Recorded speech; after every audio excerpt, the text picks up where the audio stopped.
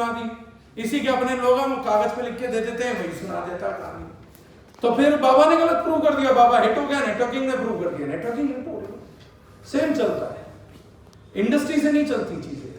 So first thing is, आज से जो आप लोगों को माइंडसेट लेके जाना और अपनी टीम में करना है, ढीली शुरुआत आपका धंधा खत्म कर देगी। और अगर किसी आदमी ने ढीली शुरुआत करी थी तो मैं बता देता हूं, जब तक आप जिंदगी में दोबारा अपना माइंडसेट ये नहीं बनाएंगे कि आज मेरा डे 0 है, मुझे ये पता नहीं था कि ढीली शुरुआत नहीं करनी, मेरे से गलती हो गई, अब मैं दोबारा से एक नई फास्ट स्टार्ट दूंगा, तब तक कामयाबी नहीं आएगी। आप 2 साल लगे रहो, 5 साल लगे रहो, 10 साल लगे रहो। नेटवर्क मार्केटिंग में मैंने लोगों को 5 साल खराब करते भी देखा, 10 साल खराब करते भी देखा, 15 साल खराब करते भी देखा, 25 साल खराब करते भी देखा। मैंने इसी इंडस्ट्री में लोगों को पहले महीने लखपति बनते भी देखा है, पहले साल करोड़पति बनते भी देखा, 3 साल में 10 करोड़ कमाते भी देखा है, और 2 ऐसे आदमियों को भी जानता हूं जिन्होंने पिछले 10 साल में 100 करोड़ कमाया, वो भी जानता हूं। जो 2014 में बोल रहे थे अब इंडस्ट्री का ऐसा हो जाएगा वैसा हो जाएगा, तब जिन्होंने चालू किया 25 तक 100 करोड़ कमा लिया, वो भी लोग जानता हूं। और ऐसे लोग जानता हूं जिन्होंने पिछले 10 साल में 54 भी नहीं बनाई। लोग क्या बोलते हैं, इंडस्ट्री सही है, इंडस्ट्री गलत है, ये सही है, ये गलत है। बॉस, इंसान सही है, इंसान गलत है। गलत इंसान गलत इंडस्ट्री में भी जाए या सही इंडस्ट्री में भी जाए तो वहां फेलियर भी हो गया है। सही इंसान आपको गलत इंडस्ट्री में जाए, सही इंडस्ट्री में जाए, कामयाब होके ही आएगा। बहुत सिंपल सी बात है, राइट? तो पहली चीज ये है। दूसरी चीज है जो आपके एज में प्रॉब्लम आएगी, if you think you alone can do it, that means you will never be able to do it. युवावस्था की ना एक समस्या है,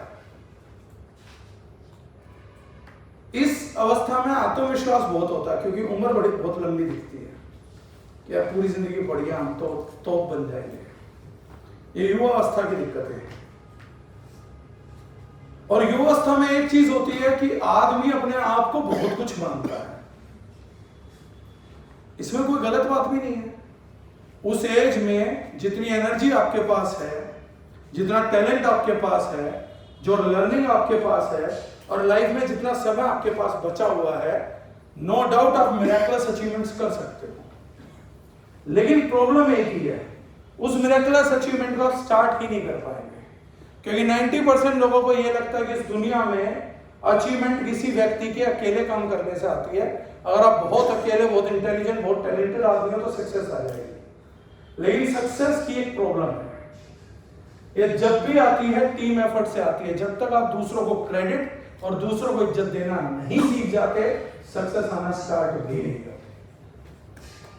युवावस्था की प्रॉब्लम क्या है? इज्जत मुझे मिलनी चाहिए। सक्सेस की कंडीशन क्या है? इज्जत दोगे तो आएगी, इज्जत लेने से नहीं आती सक्सेस। सक्सेसफुल होते हो तो ऑटोमेटिकली इज्जत आती है, लेकिन सक्सेस को चाहने के लिए आपको इज्जत देनी पड़ती है, रिस्पेक्ट देनी पड़ती है। आप ये एग्जांपल कभी देखने में लोगों को बोलता हूं कि पैसा क्या सिखाता है, क्या नहीं सिखाता। आप कभी किसी 5 स्टार होटल में जाइए, आप किसी छोटे होटल में जाइए, बहुत बेसिक अंतर बताता हूं, दोनों की स्टाफ से बात करिए।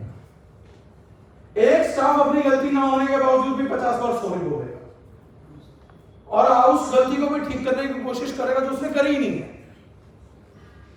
और एक है जिसने गलती करी भी है ना, तो अपने मुंह पे 4 बातें सुना देगा, राइट? फर्क दोनों में यह है कि जो आदमी 50 बार सॉरी बोल रहा था उसकी कोई औकात है, और बुरी बात यह कि जिसकी कोई औकात नहीं हो बदतमीजी कर रहा था। इसीलिए इंफ्रास्ट्रक्चर्स कभी बड़े नहीं होते, कभी भी बड़े नहीं होते। आज तक आप किसी 5 स्टार में चेक इन करिए, हर आदमी आपको कंट्रीब्यूट करने की कोशिश करेगा, आपका जल्दी चेक इन करा दे, आपका सामान जल्दी कमरे तक पहुंचा दे, आपको 10 बार पूछेगा कोई प्रॉब्लम तो नहीं है, कोई तकलीफ तो नहीं, अगर कुछ है तो लिटरली सॉरी। आप किसी लॉन्च में जाइएगा, मजा लो आदमी आपके लिए कुर्सी पे से खड़ा हो, अगर 5 जवाब हाँ कहा और उठा के नहीं देखा उसका एटीट्यूड ऐसा है कि वो ताजमहल का कमरा बेच रहा है। लेकिन जब आप उसके लाउंज में जाओगे तो पता लगेगा बेड पे खटमल है, कोने में चूहे हैं, बाथरूम का नल नहीं चलता, गर्म पानी आता नहीं है, टूटी टूटी हुई है, आपकी बाल्टी में स्केलिंग हो रखी है, साबुन के नाम पे लाई बोई की एक छोटी सी टिक्की पड़ी है और ये खत्म। वैनिटी में चद्दर 2 जगह से फटी हुई है, 6 तो रखे हैं, एक कंबल है उसमें भी कहीं से जला हुआ है। ये उसके ताजमहल की औकात। लेकिन मजाल ये बंदा आपको चेहरा उठा के देख ले और हिल के देख ले और कुछ भी करके देख ले और आप किससे बोलोगे ना ये चीज चाहिए, पैसा लगेगा, तो बोले जब पता मैं पैसा दे दूं, हाँ तो पहले पैसा भिजवा दो। अब ये लोग बोलते हैं कि ये कभी सक्सेसफुल नहीं हो रहा, ये बड़ा नहीं हो रहा होता, तो क्या चीज बड़ा करेगी इसे? कमरे तो पहले ताजमहल है इसके, एक चीज बड़ा कर सकती थी, आदमी हो तुमने पहले बिन लादेन बैठा रखा, ये नहीं बड़ा हुआ जिंदगी में। इस आदमी में सेंस ही नहीं है। आदमी इस होटल में दोबारा आ जाएगा, चूहे कॉकरोच के बावजूद आ जाएगा।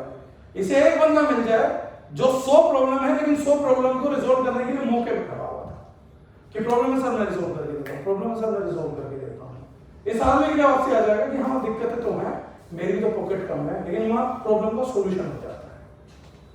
ऐसी जगह नहीं चलती जहां प्रॉब्लम के सोल्यूशन हो जाते हैं, वो तो काम कर जाता है। जगह वो फ्लॉप होती है जहां प्रॉब्लम के सोल्यूशन नहीं हो रहा है। और 5 स्टार क्यों चलते हैं? प्रॉब्लम नहीं भी है तो सोल्यूशन कर रहे हैं आपका। ये सबसे बड़ी चीज है सीखने की। कोई भी चीज ऐसे बड़ी नहीं हुई है, रातों रात खामखा बड़ी नहीं होती। रिलायंस ऐसे ही तुक्के में बड़ी नहीं हो रखी। लोग बोलते हैं रिलायंस और बड़े आदमी जितने भी ना करप्शन से बड़े हुए हैं। मेरे को तो लगता है इंडिया में सब लोगों ने करप्शन किया। हर एक आदमी मेरे ख्याल से यहाँ करप्टेड बैठता है।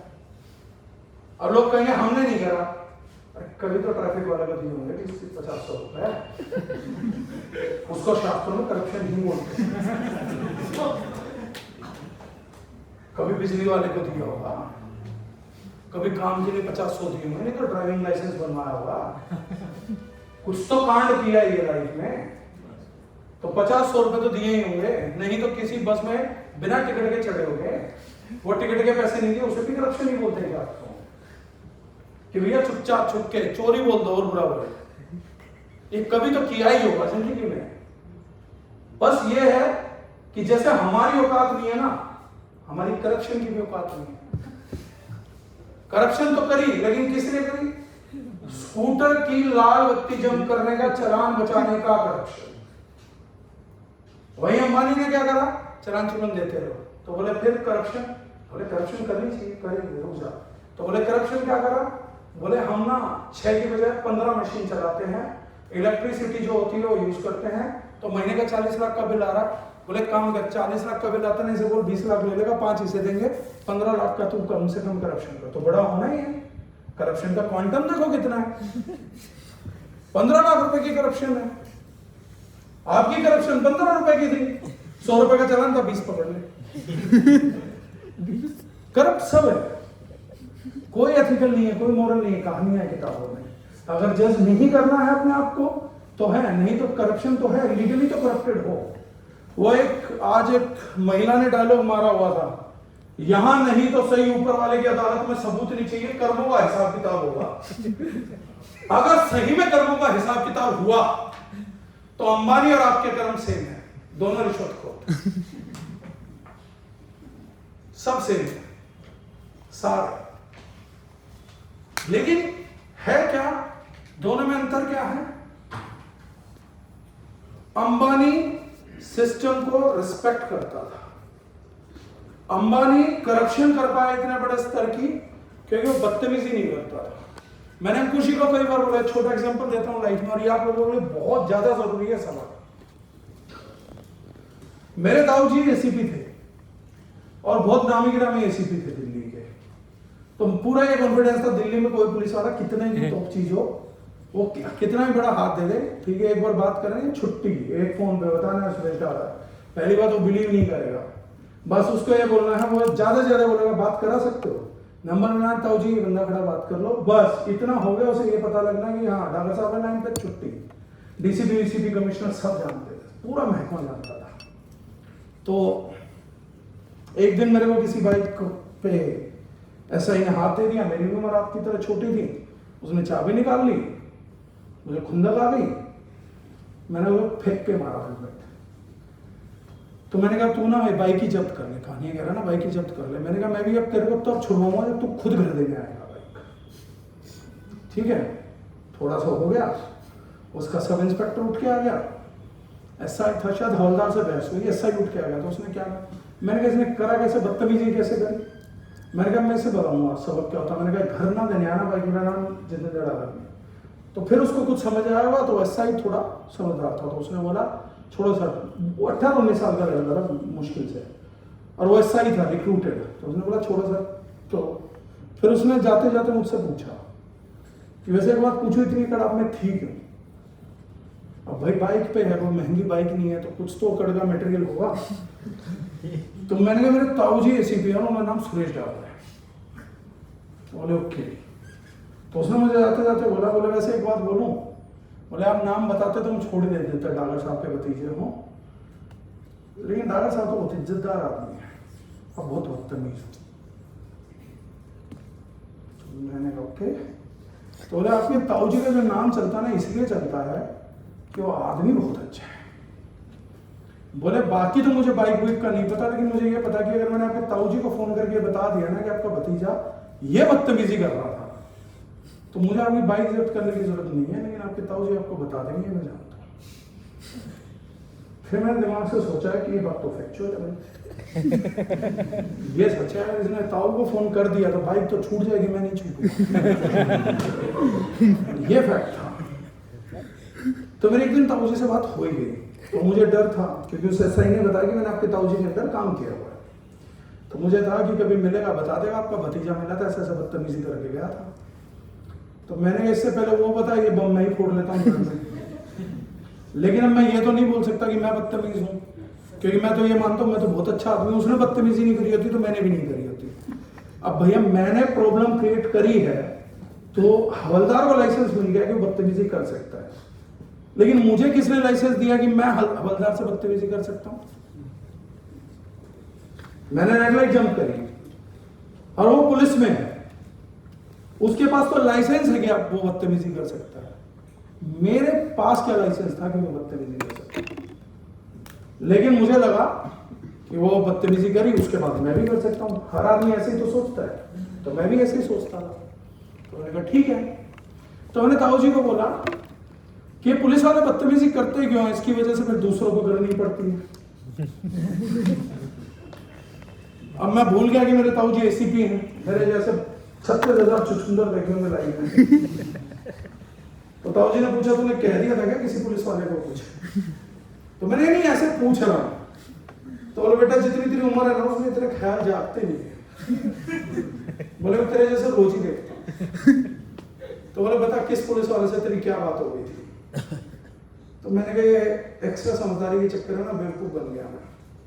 तो मैंने कहा झूठ बोलूंगा तो भी ये पकड़ लेंगे। तो मैंने बता दिया ऐसे ऐसे किस्सा था, मैंने हेलमेट फेंक के मारा। तो मेरे ताऊ जी ने मुझे दिव्य ज्ञान दिया। उन्होंने बोला बेटा तेरी जैक है ठीक है, पैसा है ठीक है, सब बढ़िया है। बोले वो जो हवलदार है ना वो तेरे से करोड़ों गुना ज्यादा समझदार था। तो मैंने कहा कैसे? वो तो बदतमीज था। बोले पुलिस वालों को ये पता है कि हर किसी के रिलेशन किसी ना किसी के साथ होते हैं।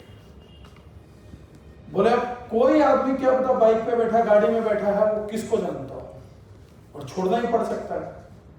तो बोले कई बार पैसे छोड़ना पड़ता है, किसी हवलदार को पैसा खींचना, किसी को चालान काटना है तो छोड़ना पड़ सकता है अगर वो फोन पे बात करा दे तो बोला कोई बोलेगा रेड लाइट जंप करी तो मैं बोलूँगा कोई बात नहीं मेरा भतीजा छोड़ दे, तो छोड़ देगा। कोई आदमी कहेगा कि भैया बाइक के कागज नहीं, मैं बोलूँगा हाँ कोई बात नहीं मैं जानता हूँ बाइक जाएगा मैं छोड़ दे, तो छोड़ देगा। बोले लेकिन एक चीज है जिसको करने के बाद वो तुम्हें कोई नहीं छोड़ेगा, चाहे तुम प्रधानमंत्री के रिश्तेदार। तो मैंने कहा वो क्या? बदतमीजी। बोला हवलदार को एक बात बोलनी है कि सब बाकी सब है, चलान छोड़ दूंगा, बाइक छोड़ दूंगा, सब छोड़ दूंगा, लेकिन भतीजे ने गाली दी।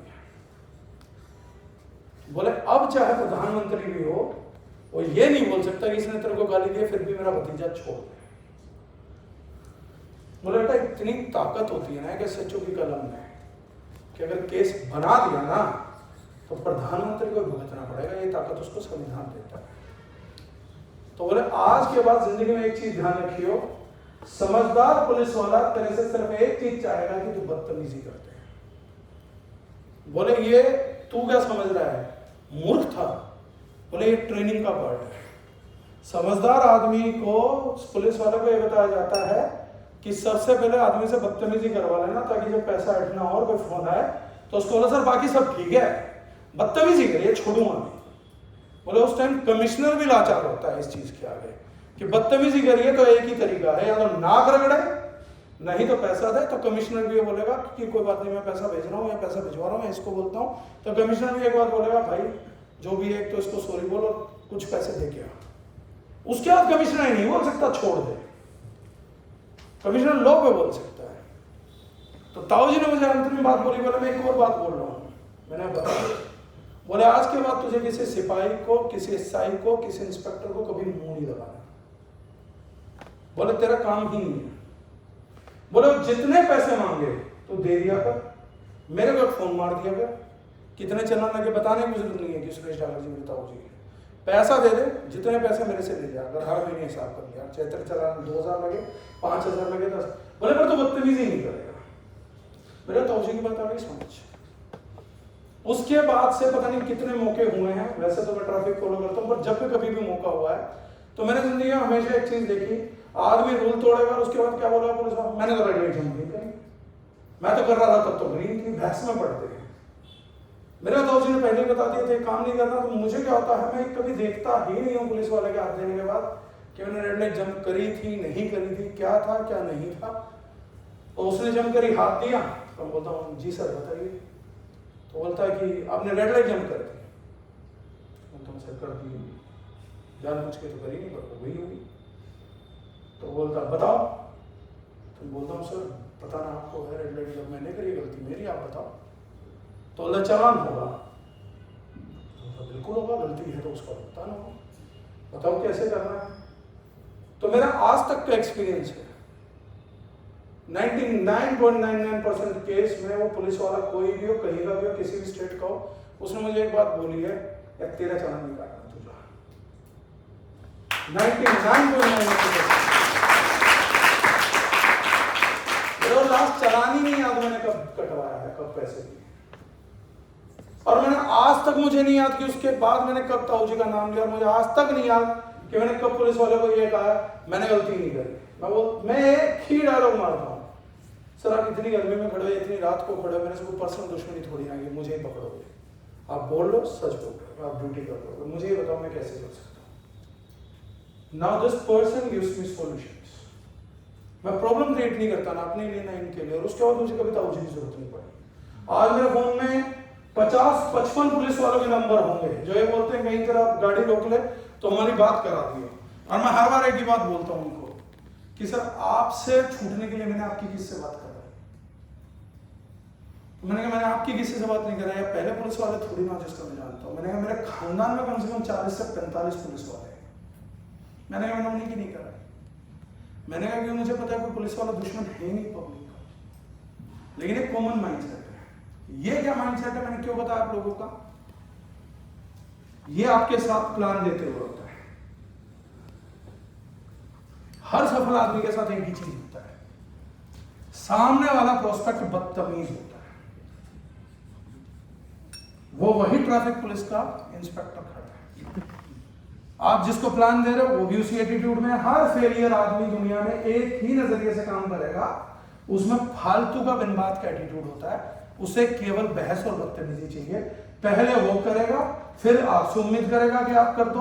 अगर आपने बदतमीजी नहीं करी तो ये खेल के बाहर जाएगा, डिस्क्वालीफाइड। लेकिन 99.99% लोग उनमें अपनी ईगो होती है, ये बदतमीजी करता आप बदतमीजी करते हो, खेल खत्म हो जाता है। 99.99% और हम यार दोस्त जब बैठते हैं ना